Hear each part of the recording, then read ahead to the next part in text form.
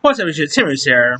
With the Thursday Murder Club coming out this week on Netflix, since it's directed by Chris Columbus, who has directed some classics over the years, I decided to go ahead and do my top 10 favorite Chris Columbus movies, his directed films. Now, before you, I know he's produced, classics like, Gremlins, or not really produced, but wrote Gremlins, Goonies, and I'm only talking about the films he's directed, not the ones that he wrote or produced or anything. So here is my official top 10 favorite Chris Columbus directed movies. All right, number 10 is The Christmas Chronicles 2.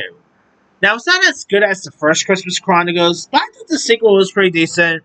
Of course, you got Kurt Russell playing Santa, Goldie Hawn as Mrs. Claus, Julia Denson, from Deadpool, choosing this. It's of course where Kate Pierce, played by Darby Kemp, is now a teen who teams up with Santa to gain to stop Mistress Elves from ruining Christmas here. And I thought it was a really decent follow up. Definitely seeing of course Chris Columbus go back to his Christmas lore was cool. I really quite like the effects here. Kurt Russell as Santa was great. Really felt like early late '80s, early '90s flair. All right. Coming in at number 9 is Percy Jackson and the Olympians, The Lightning Thief. Now, of course, this is obviously Chris Columbus is no stranger when it comes to to adapting a YA novel and stuff. And so Percy Jackson, was his first foray into the YA lore since the first two Harry Potters and all. And the first Percy Jackson is wonderful. Of course, it stars Logan Lerman, Brandon T. Jackson, Pierce Brosnan, Jacob Bell, and many others. And it is, of course, with Percy Jackson, who's a teen who learns that he's a demigod, Poseidon, and he embarks on a quest to retrieve Zeus's stolen lightning boat to prevent war among the other gods. Of course, you got Sean Bean. I mean, the TV show, by the way, is pretty decent too. The one on Disney Plus, but I still quite enjoy the movie version. It definitely has some fun elements to it. Uma Thurman was great, great casting. The sequel wasn't so bad too, but obviously Chris Columbus did not direct that one. He only directed the first one. I don't even think he actually had anything to do with the TV show either. I mean, he doesn't even want to come back for the Harry Potter show, so that's unfortunate. But hey, as I was saying, Percy Jackson again is a really good one. All right, number 8 is Adventures in Babysitting. Now, of course, this is the classic teen comedy with Elizabeth Shue as a suburban teen who takes a babysitting job that spirals into a wild night in Chicago. And of course, this was actually one of Chris Columbus's earliest film. Yeah, it was actually his directorial debut he did, and it is a really fun teen '80s comedy. Elizabeth Shue was great. Keith Coogan. You had a young Vincent D'Onofrio. Adventure Babysitting definitely had some fun elements. It is really entertaining and it's well worth watch. They also did, by the way, a Disney Plus remake with Sabrina Carpenter and Sophia Carson. Obviously, nowhere near as good as the original, but it was actually not so bad. Alright. Number 7 is Pixels. I know it did not really get the best love when it was first released, but I still wholly enjoyed Pixels. Of course, it was with Adam Sandler, Kevin James, Michelle Monaghan, who were aliens, who Mr. Interpret ORK games signal a declaration of war when they attack using pixelated game characters. And Pixels definitely has some fun elements to it. I love the effects they use. The way the games look, characters look like Donkey Kong, Pac-Man. I thought it was cool. You also had Sean Bean popping up in this. Adam Sandler, I thought was pretty fun. Kevin James as the president, awesome there. Again, it didn't really get the best love at the time, and it didn't really do so well in the box office. But I still had a fun time with it, and really an entertaining one. I really wish we got a sequel, but... Alright, number 6 is Rent. Of course, Rent is based on the very popular Broadway show. where of course like follows a group of bohemian friends in New York City's East Village, navigating love, friendship, survival during the AIDS crisis. And the music is great. I mean, seeing like Chris Columbus getting into the musical genre was pretty interesting. Obviously, you got Anthony Rapp, Adam Pascal, Rosario Dawson, Jesse L. Martin, Adina Menzel, Sarah Silverman was in this one. Yeah, Rent was a great one. Love the music. 500 Points, 5,000 is a great one.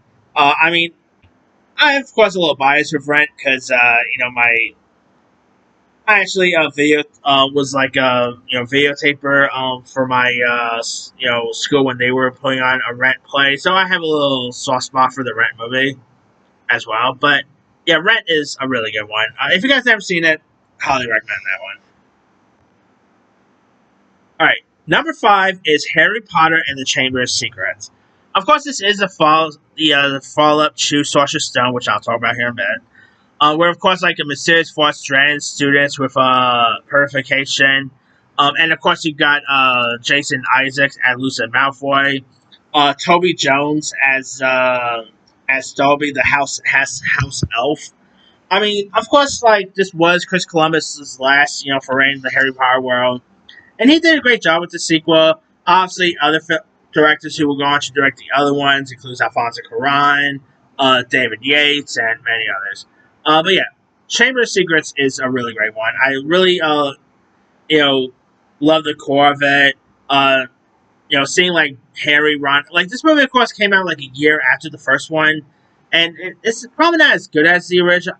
My favorite Harry Potter film is actually still Prisoner of Azkaban, but Chamber of Secrets is definitely up there. One of these days, I'll probably do a Harry Potter ranking, including Fantastic Beasts. Yeah. I don't know. Maybe I'll probably wait till the Harry Potter TV show comes around, then I'll do it. But we'll see. Anyway, number 4 is Home Alone 2: Lost in New York. Now, the original Home Alone is great.